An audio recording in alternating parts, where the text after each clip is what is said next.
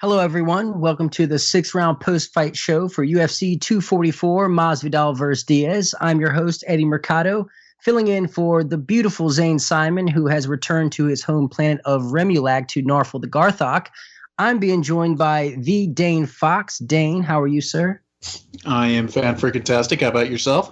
I'm doing well. We got a UFC 244 card that was stacked, and I feel like it definitely delivered. Even if the main event was anticlimactic, we still knew who the winner was going to be more than likely, I would say. Yeah, there's no doubt. The action through the first 3 rounds was all Masvidal.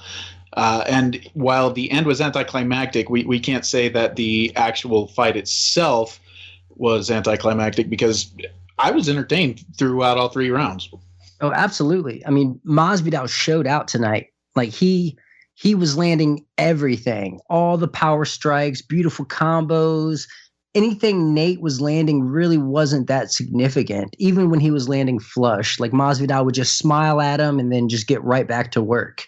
So, man, my hat's off to Masvidal. He really put it on. He took Nate Diaz to school. And yeah, the doctor came in between rounds 3 and 4, and due to cuts around the eye of Nate, they opted to stop the bout, which is crazy because I've seen way worse cuts in the UFC where the fight continued. So for this to get stopped because of that is a little bit wonky. But I mean, Masvidal, being the fighter's fighter that he is, said they can just run it back immediately. Whether or not that happens remains to be seen. But I mean, I think we all know who the BMF in the octagon is. It's Jorge Masvidal. 100%. The thing that stood out the most to me, you already mentioned it, throughout the entire fight, he was smiling, he was having a good time.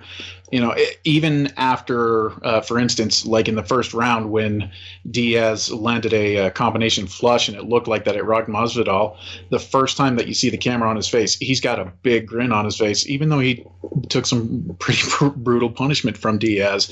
You know, there's absolutely no denying the fact that Masvidal earned the title of BMF tonight for sure. Yeah, and I mean, he owned it everywhere. He was owning in the clinch, even when it went to the ground. Yeah. He didn't let Nate play his game. He was landing the ground strikes. I mean, he was doing everything right. He fought very smart, and he turned it up when he needed to, even if he did let his defense down a little bit to allow Nate to come forward and throw. It's like he didn't respect the power of Nate Diaz, so he was willing to eat some to return some. And I think when the punches were a little heavier than he thought, he just skirted out and started smiling and was like, all right, now it's my turn. And just landed really beautiful kicks to the body that was really hurting Diaz. Mm-hmm. Just beautiful punches. Like he was firing and landing at will, it seemed like. Like he was really just all over Diaz. You know, and you talk about him taking some punishment. I think that Masvidal was trying to give the fans a show. I think that it partially was by design because there were times where I was wondering, okay, is Masvidal about to go into cruise control? Because that used to be one of his problems in the past. He would get ahead on the scorecards and just kind of think, okay, I can coast from here. There were signs of that in Masvidal coming out. So I'm thinking that there's a possibility that he's like, okay, you know what? This is the BMF belt. Everybody's excited to see it. Everybody wants to see a fun fight. I'm going to give it to him, even if it means that I've got to eat a little bit of myself. Yeah, and like, who knows if the fight would have kept on, what would have happened in the 4th and 5th? Would Masvidal have faded and Nate would have rallied? Mm-hmm. Like, we don't really know. So there's kind of that asterisk there. I know all the Diaz fans and everyone in attendance was not really happy with the outcome, but come on. Like Nate was I felt like it was only going to get worse from there. I agree with you. Like you said, though, we don't know. And when the doctor did step in, I actually had that gut feeling in my stomach. You know, I see him talking with Nate Diaz, and I'm just like, no, you're not stopping it here. You're not stopping it here. And when he walked away, I originally thought, oh, no, they're going to let it go. And then you see Tan Dan call it off, and it's like, no. I mean, you're totally right that we don't know for sure. And I agree with you that I do believe that Masvidal probably would have taken it. But, you know, I mean, it's MMA. You never know about this sport, to be honest. So speaking of the, you know, Masvidal was saying that he wants to run it back. How interested are you in seeing it run back? Like, do you feel like we've seen it, Masvidal was going to win, the outcome's not going to be different next time? Or do you want to see them run it back? I don't know. I love Nate Diaz. I don't want to see him take a beating like that again, honestly. I feel bad saying that, but I feel like Masvidal deserves to fight for the belt. Like, he earned it. Like, he's on a crazy tear right now. He's just destroying people. Mm-hmm. And like, maybe if perhaps this was Masvidal getting robbed of another finish. Yeah. Well, I guess this is a finish. What am I talking about? He got the TKO. It's a finish, but like for years when Diego Sanchez had that gash knocked into him from BJ Penn, people would say that, oh, he wasn't actually stopped. The doctor interfered. So, I mean, in that sense, yeah, you could say he was robbed of a finish, but he did brutalize Diaz. I've heard them say that they want to run it back, and there's a part of me that's like, I don't know if it was competitive enough for me to really want to see that again. So I'm kind of with you on that. I mean, if they do it again, okay, whatever. I'll watch because they already have me hook, line, and sinker. But even if Masvidal doesn't fight for the title, I think I'd be more interested to see him fight Leon Edwards. I mean, good hell, they've already got beef built into that fight if they ever run it. So I feel like Edwards already lost that. Like, I honestly just I don't have a lot of interest in that fight. I don't. I either want to see him fight for the belt, or why not run this one back? Like, for me, those are the only two options. Like, Edwards just doesn't excite me like that. Sorry if he's listening, which he's not, but yeah. Secretly, I want Colby Covington to beat Usman, and then Masvidal and Covington get it in, best friends or former best friends or whatever the drama is. If it's real, if it's fake, whatever. I'd like to see them go at it. I think it's an interesting clash of styles, and they know each other so well that that would be a lot of fun for me. Totally with you on that one. And that's exactly what I was going to say, too. I mean, nothing against Usman, but as far as the narrative goes, the best thing that could happen right now would be for Covington and Masvidal to go for the gold. So, and the lead up to that would be so much fun. The lead up to this wasn't that great because they respect each other so much. So there really wasn't a lot of back and forth. It was just like an understanding, like, all right, we're both about that life. Now let's go in the octagon and settle it. Whereas, Covington and Masvidal would just be, that would be a soap opera and a half. Yeah, no, Covington would spew whatever the hell comes out of his mouth, regardless of whether or not it's creative. And Masvidal would probably get something else that we'd be quoting along the lines of the three-piece in a soda.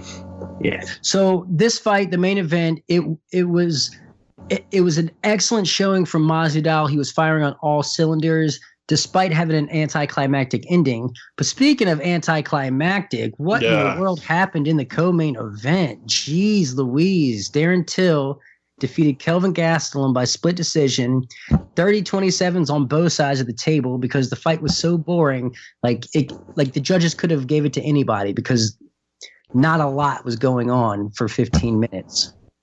Yeah, I mean, that's really... It's hard for me to even pick out a single moment to try to highlight because there was some clinching, there was some leg kicking, there was not much else, and I think probably the thing that I took out of it the most is that Gastelum did not look like he was in the best of shape. I mean, I maybe you walked away with thinking something different, but he didn't look motivated. He had to weigh in at the last moment yesterday during weigh-ins. With the elbow love. Yep. I was going to say, you don't wait until the last minute if you're weighing in at 184, so he knew what he was playing there. Yeah, he definitely – this wasn't the same Gastelum that fought Israel Adesanya. I'll tell you that much. Definitely not the same. They were both just super hesitant. Like, there was so much just lame clinching going on. Not a lot of significant strikes in open space. I think the majority of the significant strikes were leg kicks. Mm-hmm. Like, this just wasn't exciting on any level. And I guess it's good for Darren Till. He's moving up, new weight division, new life, snapping a 2-fight losing skid and getting finished in those. So I understand him wanting to fight smart and being cautious and focusing on getting the W. But man, that was tough. That was tough to sit through. Well, that's part of the reason why I say I highlight Gastelum for that is with Till, it makes sense. He's got the height. He can sit back at range and kind of pick Gastelum apart. For this to be an exciting fight, and for Gastelum to have his best chance to win, he needed to go balls out and just try to take off Till's head the way that he has in the past with like Jacare or Bisping. He showed no hesitation in those fights. There was a lot of hesitation in him this time around, and it played right into what Till needed to have happen in order to win. Yeah, not a lot to take away from this one. No. Other than, I guess, Till might be ranked at middleweight now, I guess. Yeah, he probably is. I still don't want to see him thrown in there too deep. Maybe somebody like Uriah Hall or Derek Brunson would be fine moving forward, but they rushed him at welterweight. Let's not rush him at middleweight, please. I mean, but he just fought the number 4 guy in the world, so he's like already in the deep end. True. He needs to fight Yoel Romero after that. Oh God! Love of a fight. I didn't know you hated Till that much. After this fight, well, for one, the fight sucked, and 2, I hate Sweet Caroline. Like, stop it! There's nothing that makes me cringe more outside of Henry Cejudo than that fight. Like, it's really just that bad. Well, let's not talk about this anymore. Let's get to some performance bonuses. So, fight of the night: Stephen Thompson versus Vicente Luque. That was an exciting fight, back and forth. It was technical. People were getting hurt. Luque early, Thompson late. It was definitely fun. Performance bonuses went to Corey Anderson and Kevin Lee, who both scored fantastic finishes. Kevin Lee, of course, knocking out Gregor Gillespie with the head kick, and then Corey Anderson derailing the hype train of Johnny Walker, stopping him in impressive fashion in the opening round. So hats off to those guys. Well deserved for sure. Absolutely. But yeah, let's talk about Stephen Thompson and Vicente Luque, which both, by the way, fantastic human beings. I've had the pleasure of interviewing both of them. They're both just stand-up characters, excellent ambassadors to the sport. Like, I have nothing bad to say about either one of these guys. And they both showed up tonight. They both did their thing. Yeah, no, and neither one of them walked away worse for wear. This is the type of fight that you would hope for out of two guys that are as upstanding as both Thompson and Luque are. Luque may have lost, but I would say that he still raised his stock because he proved that he can hang with one of the elite of the division. And he there was, like you said, early in the fight, he had Thompson rocked. It looked like he was about to take the moment, put Thompson out for good, but Thompson was able to recover and fought a smart fight the rest of the way, and he never was in real trouble again after that. In fact, he was the one putting Luque in trouble. There were several times where it looked like Thompson had him done. And man, Luque fought. He came out so smart. He was attacking the legs and chasing down Thompson with the combination boxing and just throwing, like, doubling up on the left hook and knowing where Thompson's head would be, because Thompson's super elusive. And part of that isn't just keeping the hands up and, your traditional, you keep your hands here and your hands here. It's he fades away a lot. And Luque was ready for that. And he capitalized on it early. But as he started to slow down, Thompson started to get it together and pick it up and just really started sniping, coming with that straight left hand and just being so crafty and his fluid movement, and just, man, he really had a return to form tonight.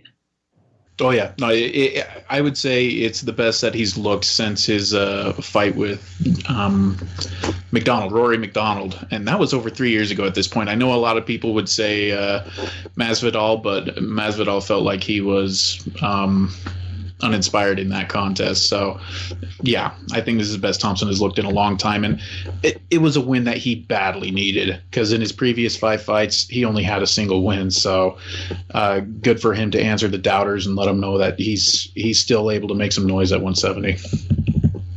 Yeah, he definitely looks sharp, and it's tough to kind of say where he goes from here.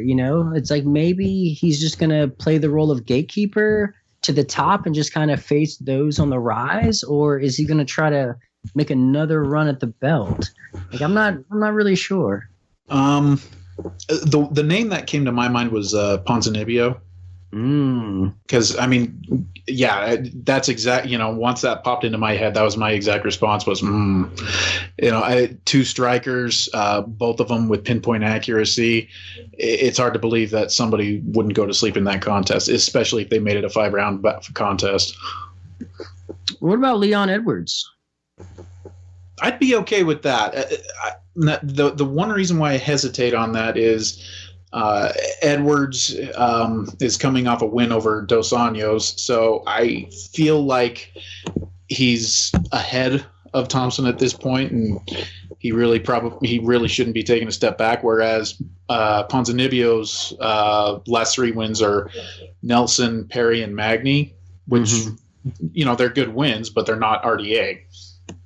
This is true, but it's like there's really no one for Edwards to fight though. Like no one. Like he's not fighting Masvidal. Like I really doubt that's going to happen. Covington's tied up with Usman. Woodley. Is Woodley even fighting anymore? Like I honestly don't know what Woodley's doing.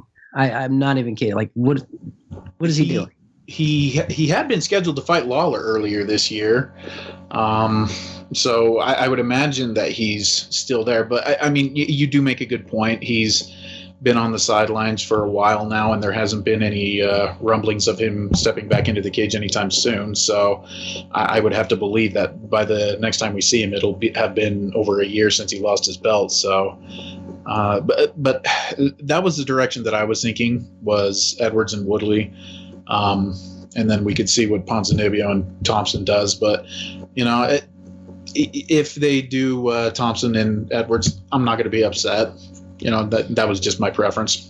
I think we need to take a second and acknowledge how tough Vicente Luque is. Oh, hell yeah. He took so much punishment and just ate it. He was dropped. He just kept going, kept getting up, kept throwing. Like he never quit firing back.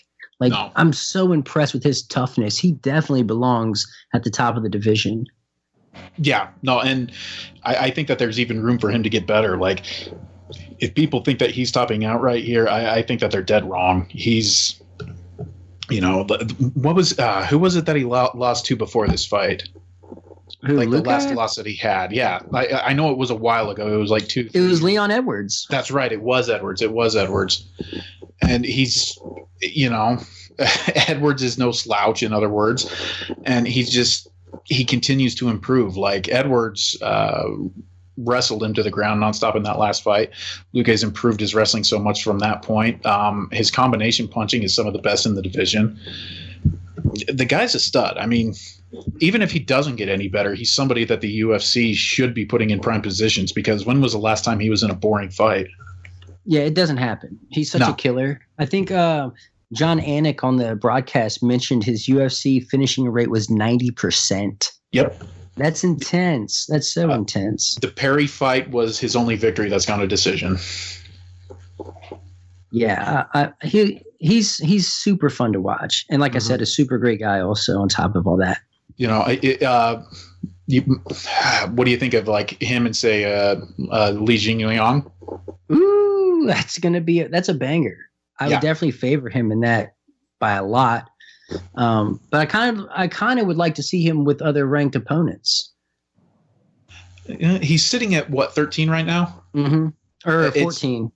It's possible that the loss could drop him out. I wouldn't, if I was one of the voters, I wouldn't vote him out. I think he deserves to be there, but it's a possibility. He put on such a good performance that, like you were saying earlier, his stock rises in this loss. Absolutely. And like Ben Askren's number 13. So maybe that's an interesting proposition there. But I don't know if Luque is a big enough name for Askren to agree to. Well, the problem is where do they go with Askren at this point? He's dropped 2 of them. And himself, he's talking about retirement as a possibility. Yeah. Right. Well, let's go to the heavyweight bout before this. The bout that snapped a finishing streak that UFC 244 had going on. Derek Lewis defeated Blagoy Ivanov by split decision. It was a pretty good fight. Lewis looked pretty good. He, a fun note. all of Lewis's strikes were significant. His total strikes, 37. Significant strikes, 37. That's hilarious to me. He's throwing nothing but significant strikes out there. Well, I'm sure that if he were to hit me with a strike that wouldn't be considered significant, I'd be feeling it. So I don't know if it's possible for him to throw a non-significant strike. But part of that's because he only throws his right hand. Like, he doesn't throw jabs or any setup punches. It's all just power. It's all haymakers. And Ivanov has a chin. Talk about Luque being tough. Ivanov is freaking tough. You know, watching that fight, I'm sitting here thinking this is one of the toughest SOBs walking the face of the earth, because he not only ate several of those right hands from Lewis and remained conscious, but he was standing. Like, he never actually hit the mat from those punches.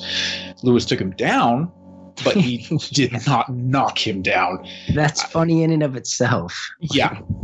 Yeah, no, that's true. That's true. And, you know, I can't fault Lewis on that because he does have some brutal ground and pound. But, you know, prior to the fight, I had heard reports that Lewis was looking good, that he was looking trim. And I have to say that I agree with it. He looked like he was in the best shape that I can remember seeing him. And I think it paid off because he still had enough energy in the second round to unload a series of punches. You know, like, it wasn't just one and done. He was letting quite a few of them fly. Now, he had drained his gas tank by the third round, but the fact that he was able to do that deep into the second round was proof that he's doing what he can to try to improve.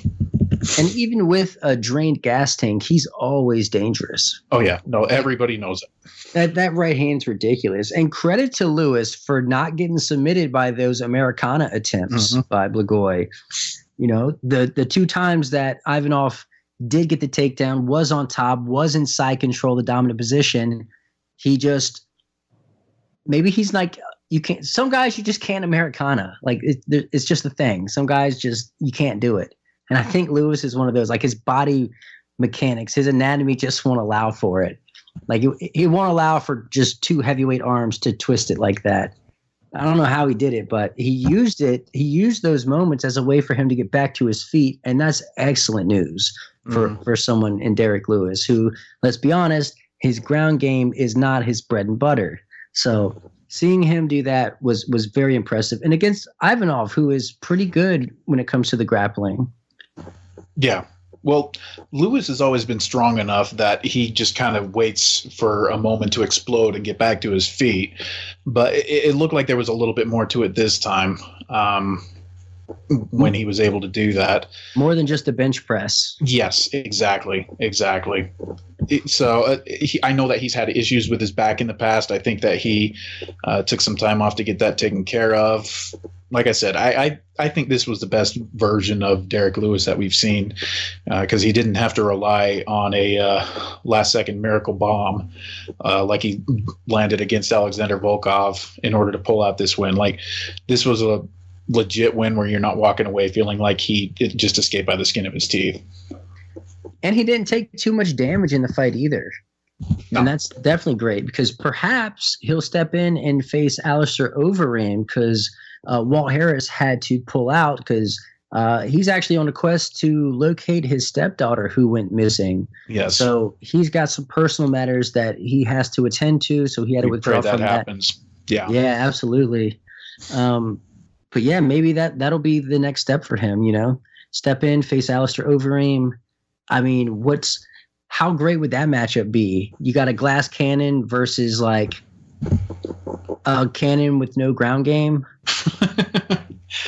And the thing is that Overeem has long had an underrated ground game. Like, when he opened up his career, he was getting far more submission victories than he was knockouts. So it does present an interesting challenge for Lewis in that sense. But yeah, I was thinking that myself that seems like the only logical choice at this point because I really don't want to see Derek Lewis and Curtis Blades because Blades would just maul him. More than likely. There's always a chance that Blades gets punched in the eye and it swells up and the doctor stops it. And he tries to guess how many fingers they're holding up by grabbing their hand. Bless his heart. That was a smart move. But yeah. Can't fault a guy for trying. Good to see Derek Lewis, you know. But hey, let's give props to Ivanov as well. he proved at the very least that he can compete with the likes of Lewis. You know, I'm happy to see him to get similar type names. Like, I don't know who's available right now. That would make a lot of sense, but Ivanov's a stud. Yeah, I mean, the dude was freaking stabbed in the heart and like lived. You know, like how many people can say that? Like, not only lived, but he's a professional athlete. Like, it's he has an insane story. So the toughness of him is second to none, really. Well, you know, even people would have been able to tell that based on this fight, even without having to know that he had been stabbed in the heart. Because, like I said, I'm amazed that he never went down. That. Did you hear what Derek Lewis said on the mic? He said he was trying to hit him in his second booty hole on his front. Yes. Oh, there's only one Derek Lewis. Oh my good hell! I love that guy. He never disappoints on the microphone. Yeah. That's my favorite. I saw on Twitter that people were saying, you know what, if it's a close round, just give it to Derek Lewis so we can hear him interviewed post-fight. I'm okay with that. I'm definitely totally okay. agree with that. All right, so kicking off the UFC 244 main card was an outstanding performance by Kevin Lee. He scored a bodacious head kick knockout on Gregor Gillespie, formerly undefeated, taking a step up, and boy, did he get knocked out brutally. He took a step up only to get knocked back down. Mm-hmm. I mean, the knockout that Lee landed on him, that head kick knockout to be more specific, that wasn't just one of the best knockouts of the year. That was one of the best head kick knockouts I've ever seen. That was incredible. It was downright gorgeous. Yes. Yeah. And like, so both men came out popping the jab, right? And zero takedown attempts were to be had here. And like, it seemed pretty even until it wasn't. Lee just landed that massive head kick, totally slumped Gillespie, dropped one extra strike for good measure, and that undefeated record is gone. And credit to Lee for that. His last few fights, he had come out of the gates like a man on fire.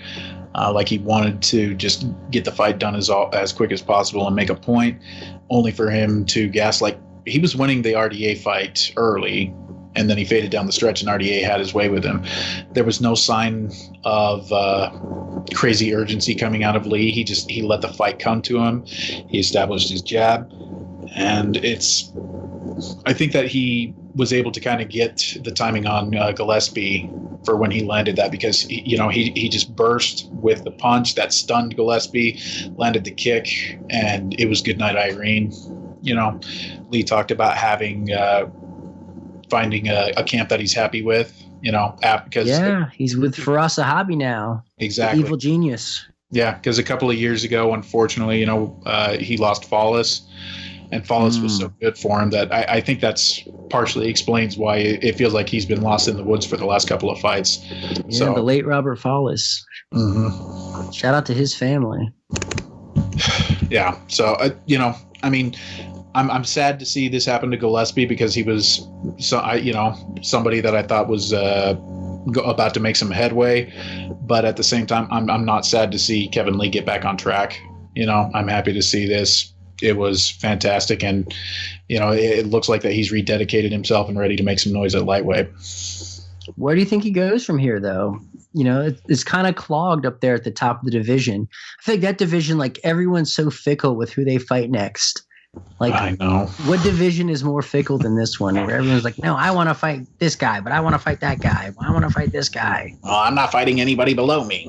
Yeah. Everyone wants Conor McGregor, but like, in their post-fight speech, they say they don't, and then the next day they get on Twitter and say they do. And I don't know. I don't know where he goes from here. Dan Hooker's the first name that comes to my mind. Okay. Is he? Oh, he just had that beautiful. He beat the crap out of Iaquinta. That's right. Oh yeah, he schooled him. Uh huh. Yeah, that's the first name that comes to my mind. If not him, maybe Felder, but I think I'd rather see Hooker and Lee. I think that one would be more fun. But yeah, Felder was talking about only wanting the big fights. or he'll just retire and commentate. I don't know. It's that division. It's full of divas. I don't even want to say it like that, but it is. No, you're totally right. Like you said, fickle's the perfect word to describe them. Like, there's a few of them that I would agree that just sit to the sideline, man. You don't need to do anything. Like Gaethje and Ferguson. Mm-hmm. Yeah, those guys, I would say let them do their damn thing. Felder, I don't think he'd be taking a step down and fighting Lee. Same with Hooker. I just can't trust that Felder would take it since Kevin Lee's ranked so far below him. And I agree with you. You got Barbosa and Iaquinta, who both have wins over Kevin Lee. No. Lee absolutely ragdolled Barbosa. That's right. Poirier's coming off a loss. Maybe he'd be willing to fight Lee. I don't know.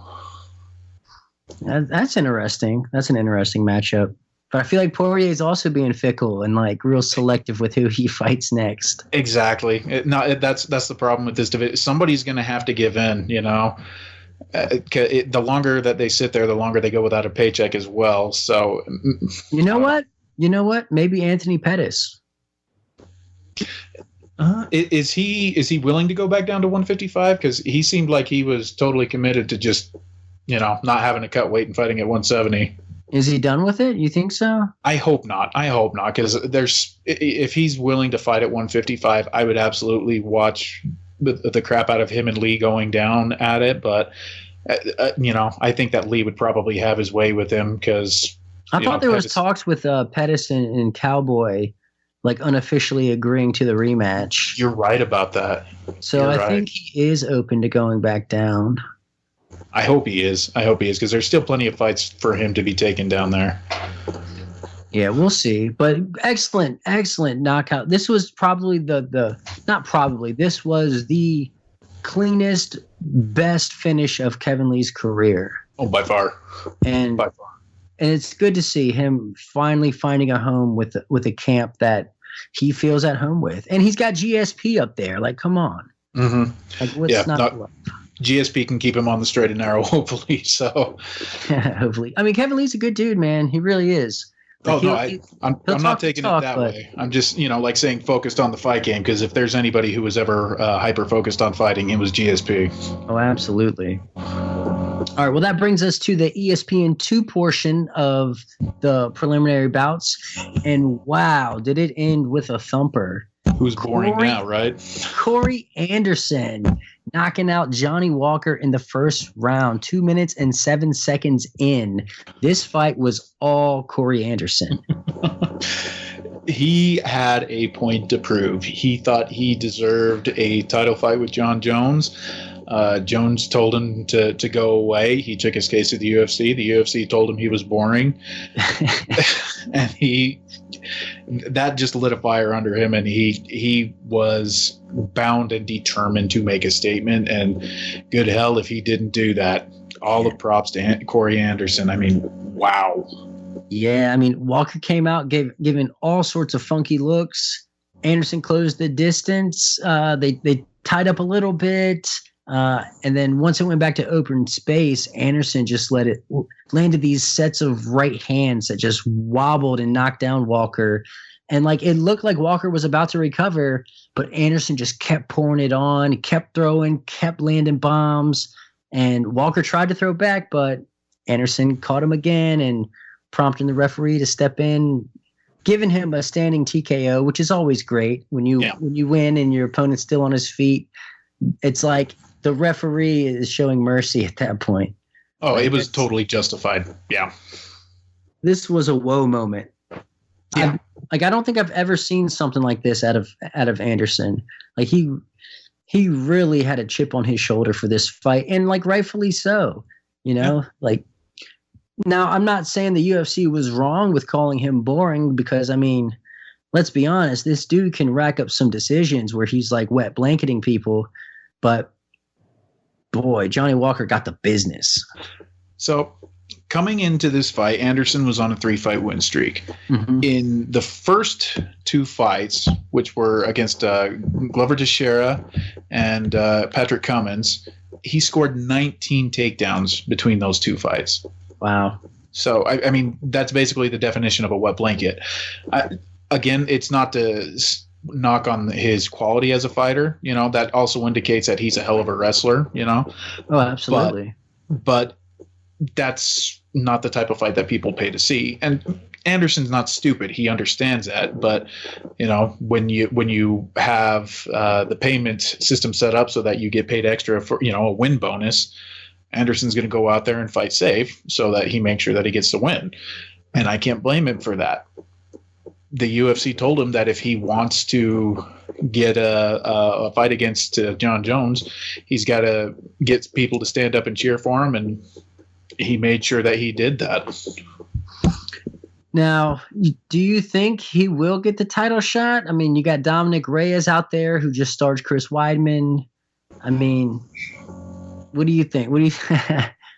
I think that it should go to Anderson, largely because he's not going to be more ready for this fight more than he is now. Whereas I think Reyes could get a little bit of extra seasoning, that he could be better prepared to step in with Jones a little bit further down the road. So if I'm Jones, I'm sitting here saying, no, I want to fight Reyes. But if I'm the UFC, I'm sending Anderson out there because he's never going to be more ready than he is now. What about Anderson and Reyes going at it? You think they should do a title eliminator? Or do you think that this is just the moment for Anderson? Like, he'll never repeat this kind of performance. Yep. No, that exactly. I don't like the idea of eliminating title contenders in a division that is so barren at the top. I mean, you know, Walker looks like he will be a challenger somewhere down the road, and Reyes has made a hell of a run, but I think it would be a mistake to eliminate somebody like that at this point in time, when it feels like Bones is just kind of picking over the bones of the division, so to speak. You know, I strike while the iron's hot with Anderson. He's got a lot of momentum at this point, and he's provided them plenty of promotional material with the way that he acted after that fight, because he would not get out of Walker's face. Yeah, he was fired up, and like for good reason. But let's be honest here. Is he going to be the one to do it? Is he going to dethrone? Is he going to join Matt Hamill in that elusive group of people to have beaten John Jones? Or excuse me, Matt Hamill and John Jones in the group of people who have beaten John Jones. Yeah, and with Matt Hamill, you've got to say that with air quotes, but I think he would have a better chance than Reyes would right now. You know, again, like I said, I think Reyes can still get better. So if I'm the UFC, you don't want to rush the golden goose, so to speak. Yeah, I don't see what Anderson could offer up to John Jones. Like, what is he going to try to come and take him down? Yeah, he's going to try. I didn't say he was going to succeed, but he'll sure as hell try. But like, would you be excited for that? Even with this performance, would you be more excited for Anderson, or would you be more excited for Reyes? I would be more excited for Reyes. That seems like way more fun for me. I agree with you on that sense. Like, if you just want to talk about which one's more exciting right away, I would say Reyes. But if you're looking at this from a long-term perspective, and I believe that promoters should be doing that, especially with somebody like Jones, don't rush Reyes, you know. And at this point, you know, Anderson and Jones do have some beef. You can hype that up, you know. But yeah, I understand that the UFC likes to go for the short-term game all the time, which is why I believe that they probably will put Reyes in there. But I would do Anderson. And it, you know, I to kind of back up my case, were you excited for Jones and Anthony Smith, or Jones and Santos? I mean, absolutely, because they can both strike. Like, anyone who's like a known striker, I will always love to watch them fight John Jones. I wasn't too crazy about either one of them. The Smith fight turned out to be lackluster. Really? Smith is never in boring fights. That was like his most boring fight ever. With Smith? Yeah. No, I agree. That's why I wasn't excited for it. I didn't think that Smith could compete with Jones, and he really didn't. Whereas Thiago Santos totally proved me wrong. He came as close as anybody has to upsetting Jones. So, well, next to Gustafson. Yeah. I would put them head to head as far as how close it came to upsetting Jones. But yeah. All right. What about this? Reyes and Anderson fighting John Jones in the same night. I'm kidding, of course. Of course, I'm kidding. All right, well let's move on to a rather exciting bout that had a giant momentum shift. Shane Burgos knocking out Makwan Amirkhani in the third round. Crazy back and forth fight. Amirkhani came out scoring the takedowns, just straight ragdolling Shane Burgos. Like really just handling him in the grappling. But I think he kind of gassed himself out because come round two, Burgos started stuffing the takedowns, ripping the body. And by round three, I mean, Amirkhani he was on wobbly legs the whole time, like just taking poor shots and getting punished for it. And when Burgos let him up, I mean, first of all, Amirkhani was slow to stand up, which was like they could have called the fight then and there. Yep. But Burgos just marched him down and kept putting it on him until the ref finally stepped in and stopped it. So I'm sure that there's a lot of people who are probably going to say that what Amirkhani did was stupid. And I can understand where they're coming from because he, as Joe Rogan likes to say, he blew his wad. Yes. The problem is Amirkhani always slows down significantly by the time the third round comes around anyway.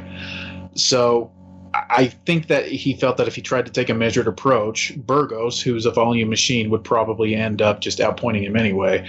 So I think it was actually pretty smart on his part to go for broke and try to just ragdoll Burgos early, see if he can set up a submission. And he came pretty close to doing that. He almost finished Burgos with he was setting him up with the anaconda choke early.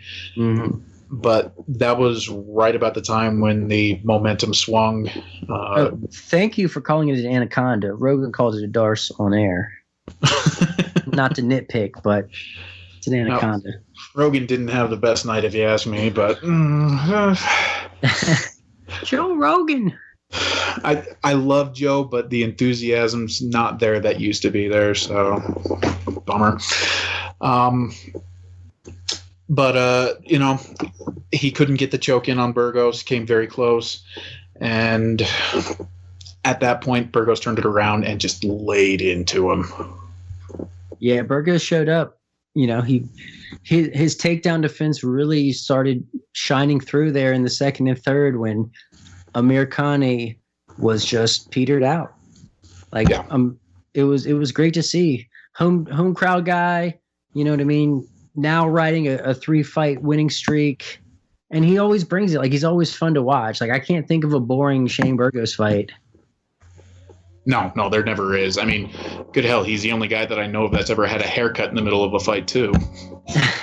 Yeah, they cut his top knot off, right? In one of them. Yeah, kept getting in his hair. But at this point, I don't think that the UFC has any other choice than to give Burgos a ranked opponent. Because wasn't the victory over Cub Swanson before this one? For Burgos? For Burgos, yeah. It was Cub Swanson and Kurt Hollabaugh before that. Yeah. Yeah, he's fun, man. He's got to get a ranked opponent at this point. Yeah. Man. Maybe Arnold Allen. Is he ranked? He's number 15 right now. Okay. I think that'd be a lot of fun. He's young and wily, and I was thinking maybe Josh Emmett. Ooh, yikes! That would be a banger. Oh my Lord, that gives me goosebumps.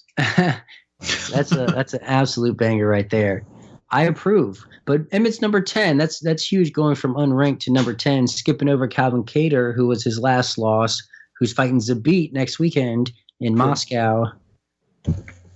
Well, no, he's Burgos is number 12.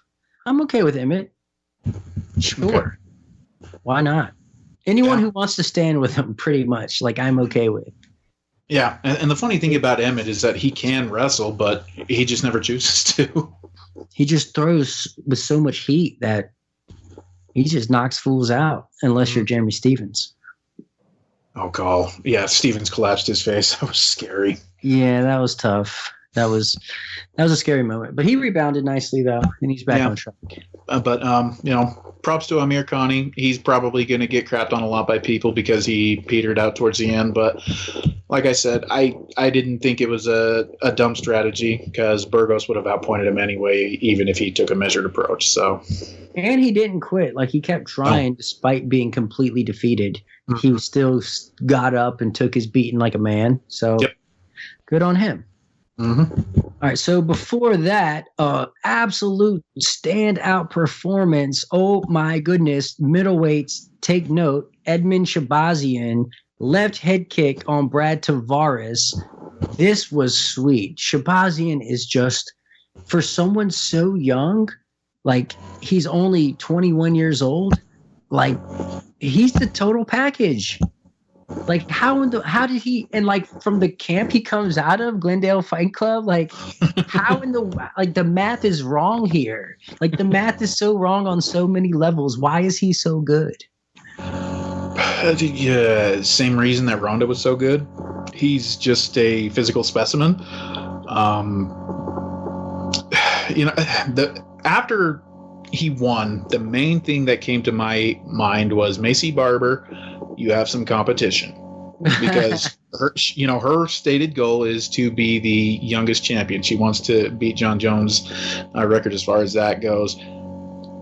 There's a good possibility that Shabazian could do that as well. I mean, I kept thinking that, okay, he's going to stumble at some point. He's going to face somebody who's been there, who's done that, who knows how to handle these explosive athletes. I thought Tavares was that. And holy crap, he blasted my expectations out of the water just by, he landed that head kick, but it's not like that was the only thing that he did to Tavares. He just beat the living crap out of him throughout the last, minute of the fight or so? Yeah, he owned it. He completely owned it. Like, and he starts out so composed too. Yeah. And then he just turns up out of nowhere and getting these first round finishes. It's really quite impressive to see. Yeah, and what's most impressive to me was with Tavares, after he hurt him, it's like he struck the perfect balance of aggression and composure because he went after the finish, but he never overcommitted to it, if you get what I'm saying. Like, he never just completely went crazy and lost his technique or anything like that. There was a certain composure there that was pretty scary to see in somebody so young. Well, you know what the ultimate bar is, right? You know who the true litmus test is. Brunson? Derek Brunson. Absolutely. Absolutely. You're picking up what I'm putting down. Let him fight Derek Brunson. And we'll know whether or not he's ready, or, maybe he's got a little bit more work to do. I can't believe Brad Tavares is still around and still ranked. Like, I don't ever remember his fights, like, ever, but somehow he's always ranked. He's the ultimate point fighter. I think he had a stretch of like 7 or 8 years where all he did was win by decision. But let's see here. He's been around, I believe, for about 10 years because he started when he was 21 off of The Ultimate Fighter. Yeah. So we could realistically see Tavares hanging around for about another 5 years or so. That's insane. That really is crazy. Who's more forgettable than Brad Tavares? Like, he's invisible as far as I'm concerned. Oh yeah, no, I totally get what you're saying. I mean, I respect what he can do because he's actually fairly crafty as a striker, but he just doesn't have any oomph in his strikes. It's all point fighting. Yeah, I think they need to make the Derek Brunson match happen. Oh, totally. Despite only being 21 years old, he's got it all. Like, I'm not sure where he's lacking yet, and so I need to see him tested for real. And it doesn't seem like the lower ranked guys are are able to do that. So let's go ahead and just move him right up to Derek Brunson, and then we'll see where he falls from there. Yeah, totally with you. Who else is there? Shoeface? No, he's coming off a couple of losses. Uriah Hall. That would probably be after, my next favorite after Brunson, but Yatko? None of these seem to make sense. I'm totally with you. Give him Brunson. Yeah, and like he's the ultimate test. Like if you beat him, you're good. I mean, you're elite, and if you can't, then you got some work to do. Yeah, and even more encouraging is that Brunson looks like he's figured things out lately. Like he's been fighting more composed. He looks like he's a real deal at this point. So I think a win over Brunson means more than it ever has at this point. I think that's fair. That's definitely fair. But good news. Definitely great news for the division. Yes. All right, so before that, we had, I don't even know how to pronounce this guy's name. Jairzinho Rozenstruik. I think it's Rozenstruik. That's what I've heard. That's what I've heard them say. We'll go with that. Rozenstruik sounds better. So Rozenstruik knocked out Andrei Arlovsky in 29 seconds into the first round, kicking off the ESPN2 prelims. He pretty much came out and just went right after Arlovsky, backing him up, got into an exchange, clipped him with a beautiful left hook, and Arlovsky did a faceplant. Yeah. The scary thing about this is that it didn't look like Rozenstruik landed any of those punches with full power. But he hurt Arlovsky on several occasions. Like the first one, I believe, was a jab, if I'm remembering correctly. And wow. The one that he face planted Arlovsky with, I think it was more placement than it was power, because it seemed like it clipped him in the temple, and Arlovsky just went down.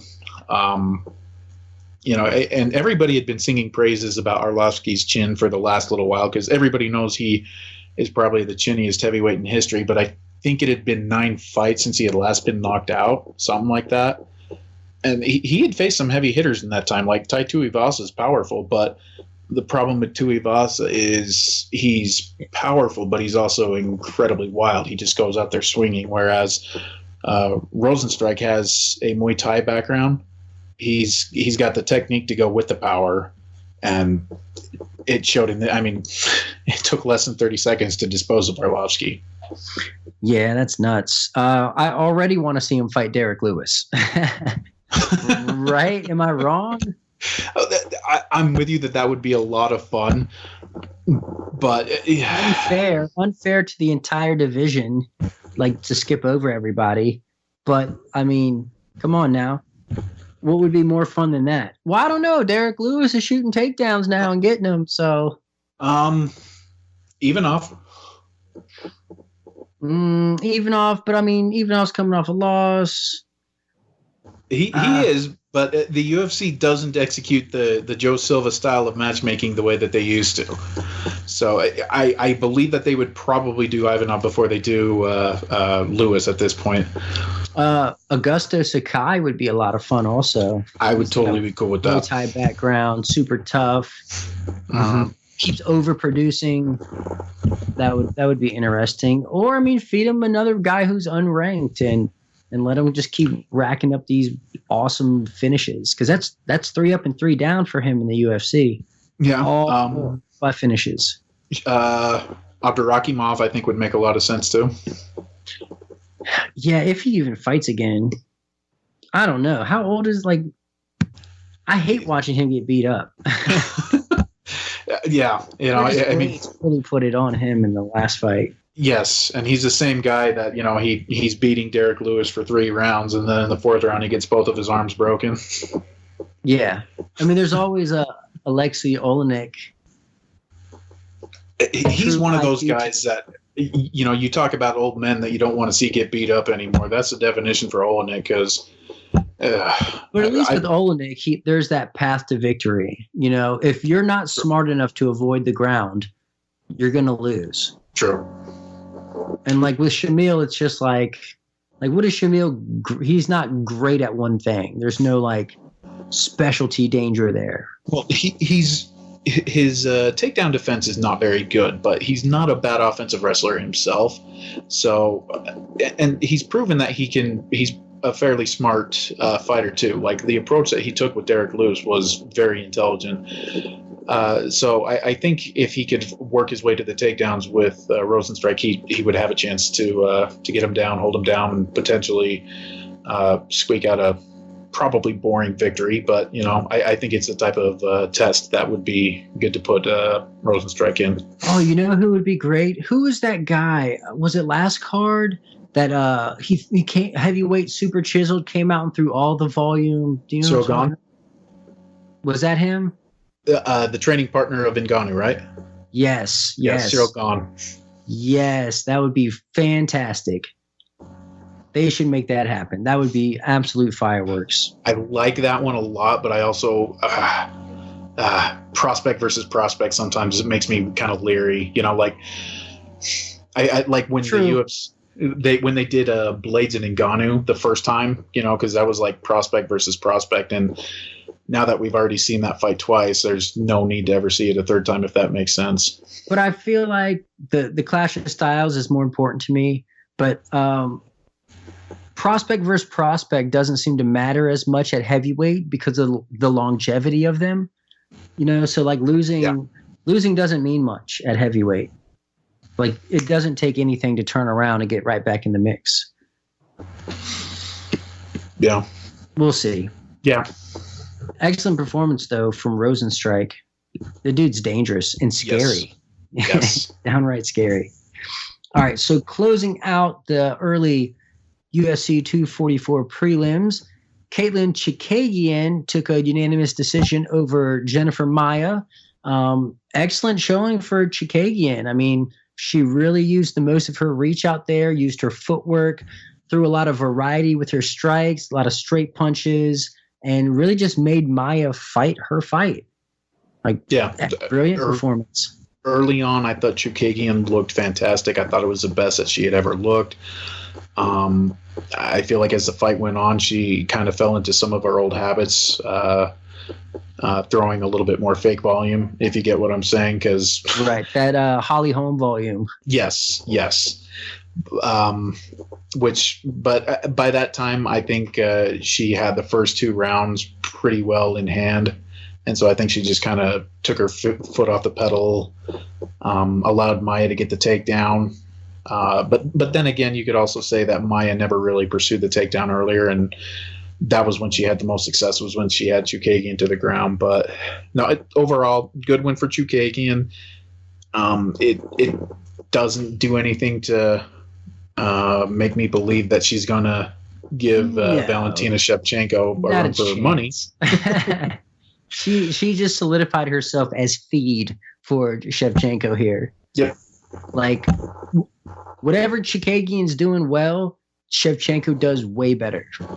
Yeah. So it's sad because Chikagian's the number one contender. She deserves the fight, but it's like a John Jones situation, Like, it doesn't matter who this number one contender is. Like, no one's picking them to win. Like, no. You can't.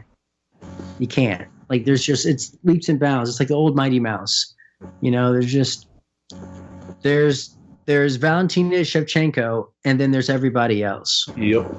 And that's just, there's nobody on the horizon that looks like that they're going to be able to dethrone her within the next even 3 or 4 years. Sometimes you can see that prospect making their way, but there's nothing like that right now. Yeah. All right. So before that, we had Lyman Good pulling out a spectacular third-round TKO of Chance Rencounter. Rencounter was giving me that Darren Elkins feel. He was eating all the strikes and just kind of taking it and wearing it for the longest time, looking like he was going to tough this one out, eating bomb after bomb. But eventually, Good got the late finish, took him out, and, a lot of talk about him gassing out because he's so ripped, but that really wasn't there. Oh, God. All the credit in the world to Good. He he looked good, and just absolutely pieced up Rencounter. But the thing that I took away the most from this fight was the terrible commentary. It was mostly Dominic Cruz, and I think it's largely because Rencounter is a teammate of his. But Rogan jumped on there as well, and they were talking about, oh wow, Good's gonna get tired. Oh look, he's getting tired. It's like, he's getting tired because he's beating the crap out of your guy. What the heck, you guys? Let's just call Chance Rencounter Homer Simpson because he's going to win by wearing out the other guy after they beat the crap out of you. Yeah, very Darren Elkins out there. Very Darren Elkins. Yeah, well, if you got to beat Darren Elkins, at least got to land punches, even if they are awkward. And Rencounter did not land much. It was... Yeah, it reminded me of that Mike Davis fight that he just won, where he just completely battered the guy who just was tough, was like his main thing. Yeah, true. But the commentary was at least saying what a disgusting showing that was. True. Whereas in this one, they were like, oh, Rencounter's still dangerous. Yeah. No, he's not. He's got to land something to be dangerous. So, yeah, I don't know. I've always, for the most part, I enjoy Cruz as a commentator. But when he's commentating for a teammate, he is lopsidedly biased. And, I had a hard time listening to that one. But good win by Good. Happy to see him do his thing. And I only want to see him fight bangers, guys who want to stand with him. I am with you on that. All right, so opening up the card, we had Hakeem Dawodu take a split decision over Julio Arce. This was a sticky technical bout. Dawodu just seemed to step ahead the whole time, did a great job of just staying ahead. And, he owned the clinch and he was countering really, really well with kicks. Like every time Arce threw a head kick, Dawodu would counter with the leg kick. And my dude's on a 4-fight win streak now, wanting someone ranked. He deserves it, and it was a very technical fight for Dawodu. He looked good, but he also came into the UFC with a reputation for just being this mad dog finisher, and I was hoping that he would get that, largely for his own benefit. And I think the fact that he wasn't able to get it hurts him in a sense. He needed something impressive here. Or I shouldn't say impressive, but something that wows people, if that makes sense. Or maybe just change his name from mean to not nice. Maybe that's what he needs. But it's a win nonetheless. Win's a win. It's hard to get in the UFC. And Julio Arce is no slouch. Exactly. You took the words out of my mouth. I was going to say Arce is a quality opponent. He's one of those guys that's going to flit on the fringes of the rankings for the next couple of years. It's definitely a quality win. I'm not trying to say Dawodu sucks. I'm just waiting to see that breakout moment for him, so to speak. Understandable. All right, well, let's go on back to the top. Masvidal is officially the BMF of the UFC. He got a doctor stoppage win over Nate Diaz after dominating him for 3 rounds. Till and Gastelum put on a stinker. Stephen Thompson had to return to form, but Luque was super game. Derek Lewis didn't gas, which was great. And Kevin Lee with that spectacular head kick knockout to really just kick off the main card. All in all, man, this was a fun card for me. Like a lot of relevancy on this card, a lot of ranked opponents, a lot of consequences. It did it for me. It promised and it delivered. Like I'm really happy with this card. And it left a good taste in my mouth. Totally with you on that one. There was that streak of, what was it, 1, 2, 3, 4, 5, 6 fights with finishes in a row. There's not enough good things I can say about this card. It's up there for event of the year, if you ask me. We got the... Yeah, we did get the numbers for the gate in attendance. I don't think we said that. Let's see. Gate was... Oh, wow. It sold out. Yep. The attendance was 20,143, and the gate was over 6.5 million, which is the second highest at MSG behind UFC 205. That's impressive. Nice. Super impressive. Well, let's wrap it up on that note. Yes. You can find me on Twitter at the Eddie Mercado. You can find Dane on Twitter at the Dane Fox. Next week we'll be back. I think Zane shall return from Remulac for UFC Moscow. Zabit Magomedsharipov versus Calvin Kattar. Until then, have a good night.